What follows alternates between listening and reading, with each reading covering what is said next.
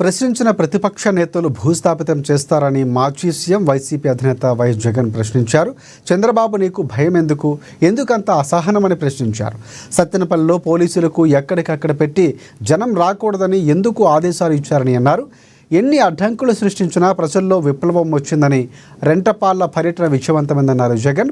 ప్రభుత్వంపై ఏడాదిలోపే తీవ్ర వ్యతిరేకత వచ్చిందని తెలిపారు. ఇంత తక్కువ కాలంలో వ్యతిరేకత ఏ ప్రభుత్వానికి రాలేదని చెప్పారు. అణిచివేతకు నిదర్శనంగా చంద్రబాబు తయారయ్యారు. మా కార్యకర్తలు అడ్డుకోవాల్సిన అవసరం ఏముందని ప్రశ్నించారు జగన్. పార్టీ కార్యకర్తలు పరామర్శించడం కూడా తప్ప అన్నారు. ప్రతిపక్ష నాయకుడు అక్కడికి వెళ్తే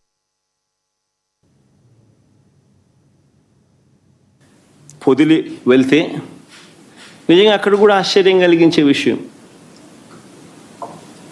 రైతులు, పొగాకు రైతులు అష్టకష్టాలు పడతా ఉన్నారు. పండించిన పంటకు గిట్టుబాటు ధర రావడం లేదు. అలాంటి నేపథ్యంలో 2 ఆత్మహత్యలు జరిగాయి పరుచూరు, కొండేపిలో. ఇలాంటి పరిస్థితుల మధ్య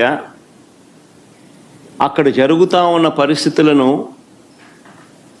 పరిస్థితుల మధ్య రైతులకు సంఘీభావంగా ప్రతిపక్ష నాయకుడు అక్కడికి వెళ్తే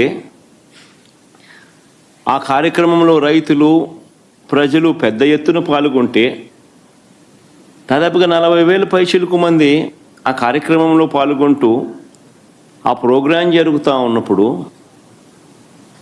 40 మందే,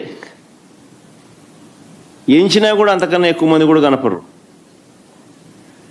40 మందితో నువ్వు 40,000 మంది జరిగే ప్రోగ్రాం మీద రాళ్ళు వేయాలని ప్రయత్నం చేస్తావు. ఆశ్చర్యం కలిగించే విషయం అది. ఏం జరుగుతూ ఉంది? రైతుల సమస్యలు హైలైట్ కాకూడదా? రైతుల సమస్యల తరపున ఎవరు రైతుల తరపున మాట్లాడకూడదా?